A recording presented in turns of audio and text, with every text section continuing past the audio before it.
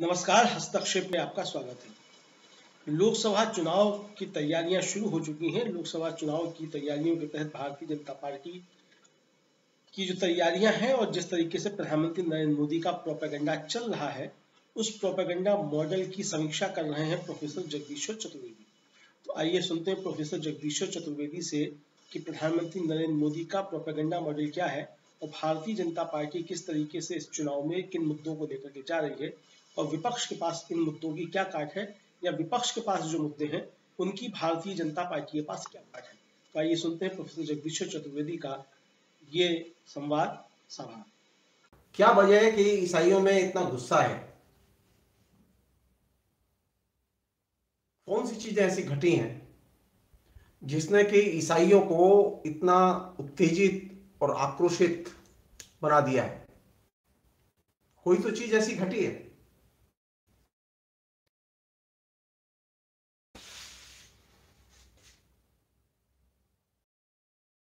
क्योंकि हिंदुस्तान में संख्या कोई कम नहीं है। हिंदुस्तान की टोटल पॉपुलेशन है, ईसाइयों की संख्या तकरीबन 2.5% से ऊपर है।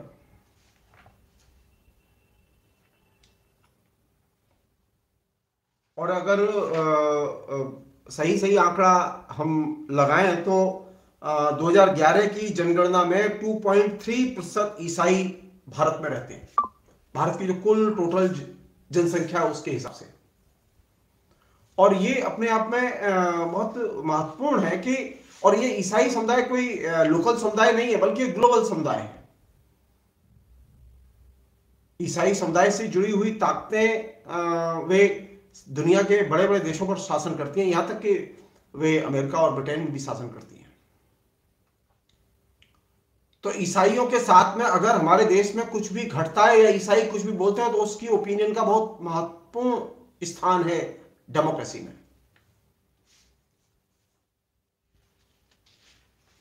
नरेंद्र मोदी बार बार कह रहे हैं कि हम तो सबके लिए हैं, सबके लिए काम कर रहे हैं, सबका साथ सबका विकास। हम पूछना चाहते हैं कि ईसाई हिंदुस्तान के नागरिक हैं या नहीं। अगर हैं तो ईसाइयों की सुरक्षा के लिए, ईसाइयों के हितों की रक्षा के लिए उन्होंने क्या किया, ये तो पूछा ही जाना चाहिए। क्योंकि ईसाइयों के वोट तो उन्हें चाहिए। ये कैसे संभव है कि ईसाइयों को तो वोट हमें चाहिए, लेकिन हम ईसाइयों को कुल मिला के हम ये मौका देंगे कि वो अपनी बात कह सकें।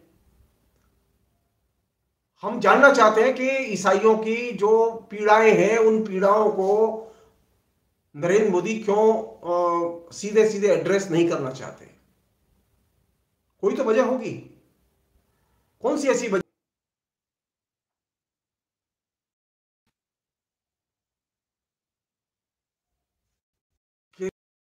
त्रिवेंद्रम में Latin Catholic arch diocese arch bishop Thomas J NATO ने एक बहुत महत्वपूर्ण बयान दिया है, और यह बयान कई अर्थों में मूल्यवान है। और यह बयान हमें यह समझने के लिए मजबूर करता है कि डेमोक्रेसी हमारी किस रास्ते पर जा रही है, क्या घट रहा है। ईसाइयों के सवालों पर, ईसाइयों की समस्याओं पर, ईसाइयों पर हो रहे अत्याचारों पर जब हम बात करें तो हम ये ध्यान रखें कि पूरे देश में जो अल्पसंख्यक समुदाय है, उस अल्पसंख्यक समुदाय के साथ में किस तरह का दुर्व्यवहार, अत्याचार या उत्पीड़न हो रहा है, उसे माइनस करके आप कोई भी चीज डिस्कस नहीं कर सकते। ईसाइयों के जुल्म को समझने के लिए, समस्याओं को और उनके उत्पीड़न को समझने में हमारी मदद करे। हम में से ज्यादातर लोग, अब लोकतंत्र पर बात हो रही है, वोटों पर बात हो रही है, तो जाहिर है कि सेक्टर वाइज बात होगी। हम ये जानना चाहते हैं कि ईसाइयों के साथ में और ईसाइयों के प्रति केंद्र सरकार का और खासतौर पर बीजेपी का, आरएसएस का क्या रवैया है। ईसाई समुदाय क्या महसूस करता है? क्योंकि वोट में तो हिसाब चाहिए। वोट में हिसाब लेना पड़ेगा। बिना वोट में हिसाब लिए यह संभव नहीं है कि हम ईसाई समुदाय की समस्याओं को हम कुल मिला के हम इग्नोर नहीं कर सकते। हमने कभी भी यह सोचा ही नहीं कि ईसाई समुदाय क्या सोचता है। थॉमस जे नेट्टू ने, जो आर्च बिशप है त्रिवेंद्रम स्थित एक बड़े समुदाय के चर्च के, ईसाइयों के, उन्होंने जो कहा है वो बहुत ही, उन्होंने कहा है कि मणिपुर और उत्तर भारत के अनेक इलाकों में ईसाइयों पर जिस तरह के हमले हो रहे हैं, यह चिंता की बात है। यह हमले अंधेरे की शक्तियां कर रही हैं। इन हमलों को रोकने के लिए सत्ता की ओर से कोई प्रभावशाली कदम नहीं उठाया गया है, कोई प्रभावशाली हस्तक्षेप नहीं किया गया। अब समय आ गया है कि हम अंधकार की शक्तियों के खिलाफ खड़े हों और प्रतिवाद करें, शैतानी शक्तियों के खिलाफ खड़े हों और प्रतिवाद करें। सवाल यही है, शैतानी ताकतें कौन है? ये अंधेरे की शक्तियां कौन है? क्या नरेंद्र मोदी ने इसको कभी जानने की कोशिश की? क्या भाजपा ने कभी जानने की कोशिश की? नहीं। क्यों?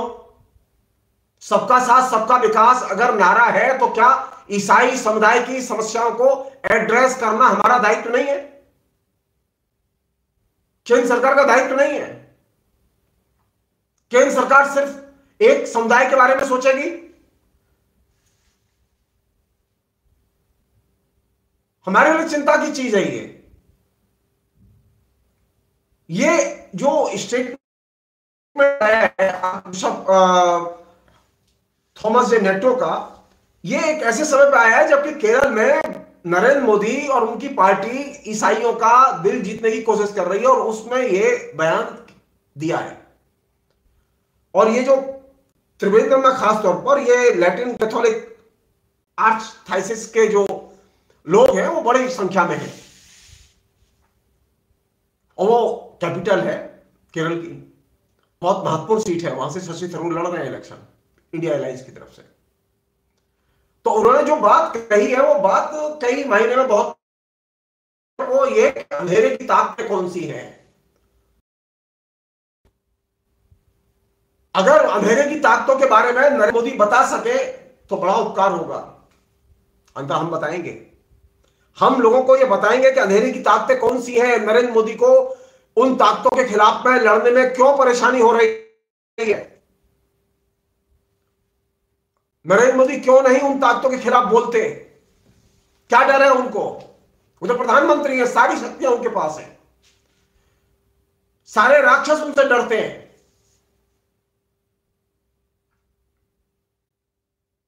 छोटा सा उदाहरण दे रहा हूं मैं आपको।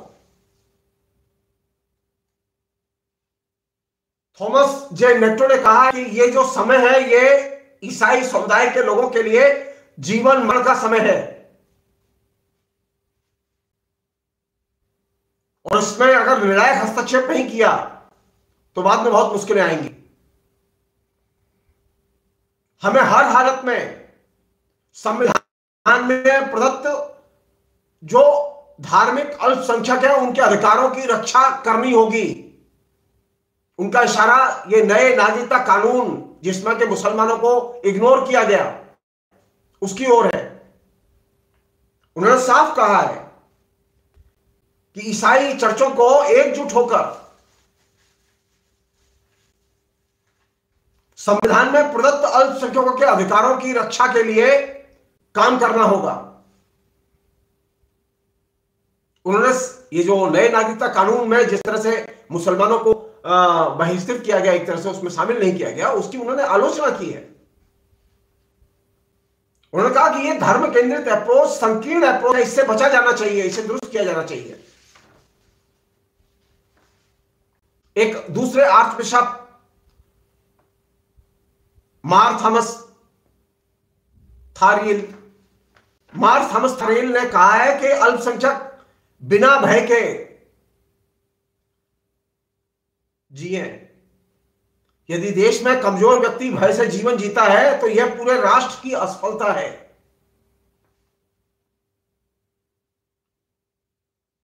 सवाल यह है कि ये जो लोग हैं ये क्यों ये बात कह रहे हैं? ईसाइयों के साथ ऐसा क्या घटा है जिसकी वजह से इतनी आलोचना तेज मुखर शब्दों में आर्च बिशप कर रहे हैं? कोई तो चीज घटी है ऐसी। सब लोग जानते हैं कि बीजेपी की सरकार जब से आई है शासन में, और मणिपुर खासतौर पर बोलने में भी शर्म आती है, मणिपुर में अब तक 300 चर्च जलाए जा चुके हैं, 200 लोग मारे गए हैं, और 54,000 जो विस्थापित है वे सब ईसाई हैं। ये मैं नहीं कह रहा हूं, ईसाइयों का जो संगठन है उस संगठन ने ये बात, यूनाइटेड क्रिश्चियन फोरम ने ये बात अपने स्टेटमेंट में कही है। यूनाइटेड क्रिश्चियन फोरम उनका एक बहुत ही संगठित और बहुत ही पढ़े लिखे लोगों का बहुत ज़हीन किस्म का संगठन है। उसने जो डाटा दिया है, डाटा चौंकाने वाला डाटा है। नरेंद्र मोदी कह रहे हैं ना कि हमने तो किसी पर जुल्म नहीं, मीडिया जो भोंपू मीडिया है वो हल्ला भी कर रहा है कि नरेंद्र मोदी के शासन में तो कोई अत्याचार नहीं हुआ, कोई सांप्रदायिकता नहीं आई, कहीं किसी पर जुल्म नहीं हुआ। अरे मणिपुर धू-धू करके जल रहा है, कल भी 2 लोग मारे गए। कौन लोग हैं जो मणिपुर में हमले कर रहे हैं और उसमें ईसाई टारगेट पर हैं? कौन? हमको समझाया जा रहा है ये माइती और कुकीज के बीच की लड़ाई है। जी नहीं, ये बहुत ही संगठित ढंग से हथियारबंद गिरोहों के जरिए जनता के निरीह लोगों के ऊपर हमले हो रहे हैं, और इनमें निरीह लोगों में अधिकतर वे लोग हैं जो ईसाई हैं।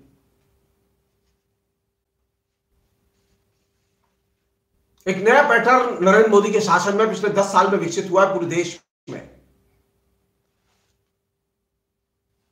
और पैटर्न है कि ईसाइयों के खिलाफ में जो हमले बढ़े हैं उसको नरेंद्र मोदी ने कभी कंडेम नहीं किया, बीजेपी ने कभी कंडेम नहीं किया, बल्कि बढ़ चढ़ के उनका संरक्षण दिया है। उनको जगह जगह गिरजाघरों पर हमले हुए हैं, लगातार हिंसा की घटनाएं हुई है, और धर्मांतरण के नाम पर हिंसा की घटनाएं हुई हैं।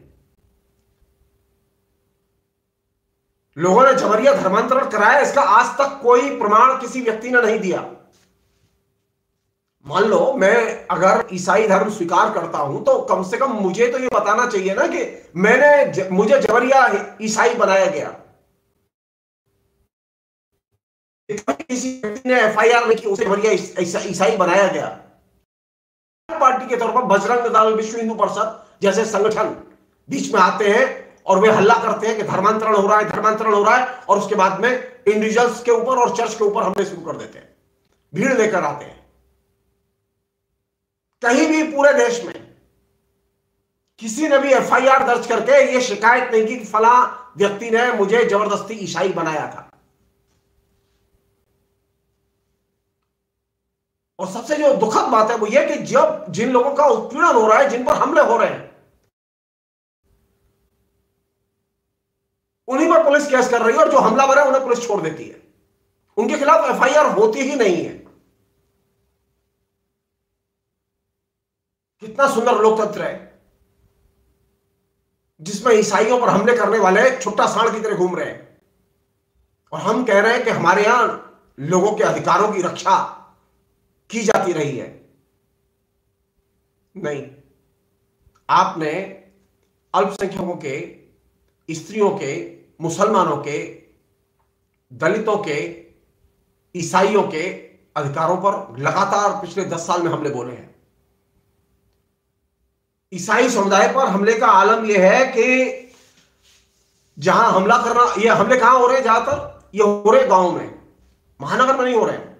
महानगर में कभी कभार होते हैं, लेकिन ज्यादातर हमले हो रहे हैं गांव में, और गांव के लोग इसके खिलाफ में एफआईआर दर्ज कराने से डरते हैं।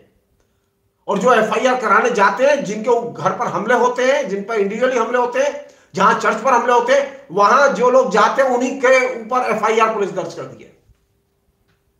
हमलावरों के ऊपर पुलिस एफआईआर दर्ज नहीं करती। और यह पता चल जाए कि ये ईसाई हो गया है तो उनका सामाजिक बहिष्कार, बोरवेल से पानी नहीं लेने देते। यहां तक कि ईसाई रीति रिवाजों के अनुसार किसी ईसाई को अनेक जगह घटनाएं हुई हैं कि उसे अपने रिश्तेदार की अगर मौत हो जाए और वो ईसाई हो तो उसे अंतिम संस्कार भी ईसाई रीति रिवाज के अनुसार नहीं करने देते। मीडिया से सारी की सारी ये खबरें गायब हैं।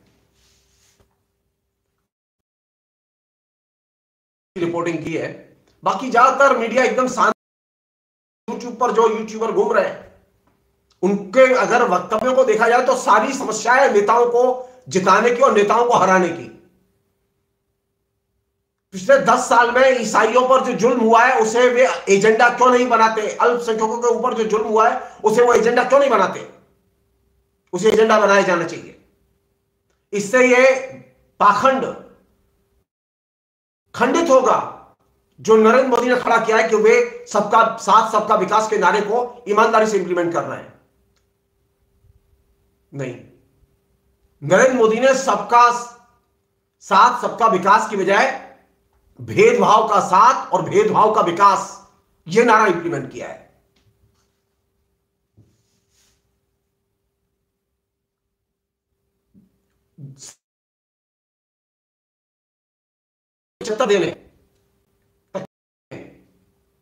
उन 75 दिनों में 122 ईसाइयों पर धर्मांतरण के नाम पर झूठे मुकदमे लगाए गए हैं। और इस आज स्थिति है कि जो यूनाइटेड क्रिश्चियन फोरम का ये कहना है कि तकरीबन भारत के 19 राज्यों में जो ईसाई रहते हैं वे बहुत ही कष्ट में और भय में रहते हैं। उनके ऊपर कभी भी हमले हो सकते हैं, कभी भी कुछ हो सकता है, ये डर रहता है उनको, हमेशा मौत का डर रहता है।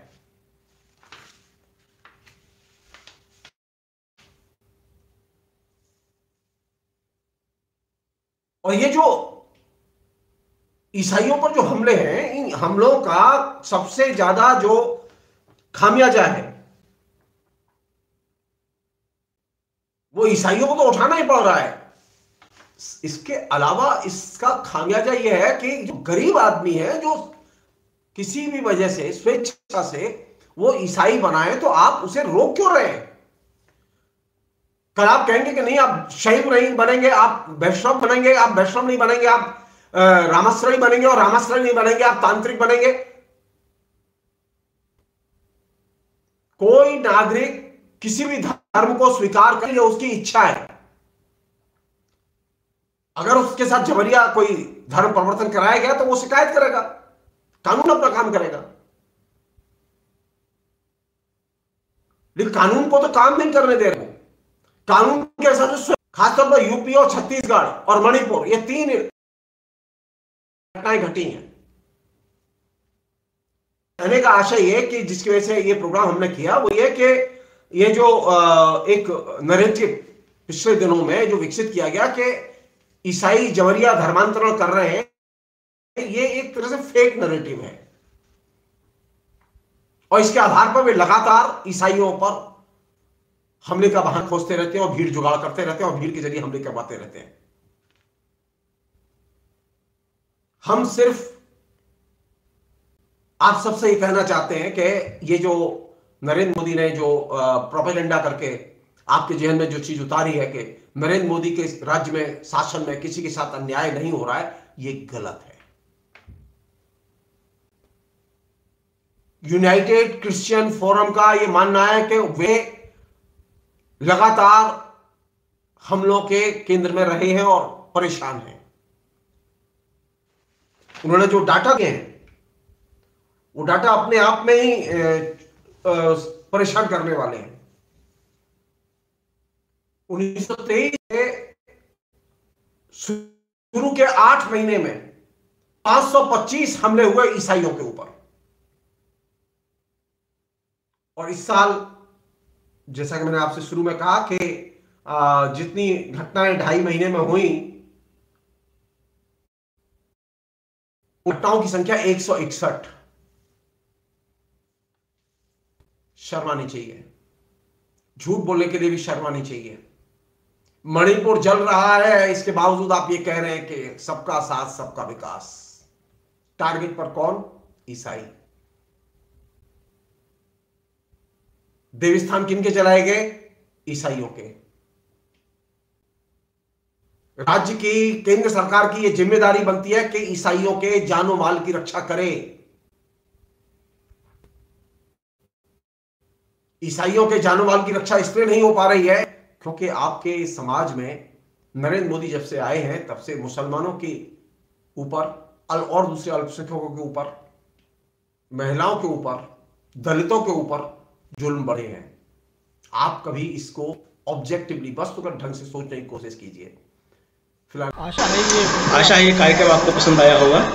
इस वीडियो को ज्यादा से ज्यादा शेयर करें, लाइक करें और कमेंट करके बताएं आपकी राय क्या है। और अगर आपने हमारा यूट्यूब चैनल अभी तक सब्सक्राइब नहीं किया है तो तुरंत इसको सब्सक्राइब कर लीजिए और बेल आइकन भी दबा दीजिएगा ताकि अगली जब वीडियो अपलोड हो तो आपके पास इसका नोटिफिकेशन पहुंच सके। और अगर आपने हमारा फेसबुक पेज फॉलो नहीं किया है, फेसबुक पेज को भी फॉलो करें। धन्यवाद।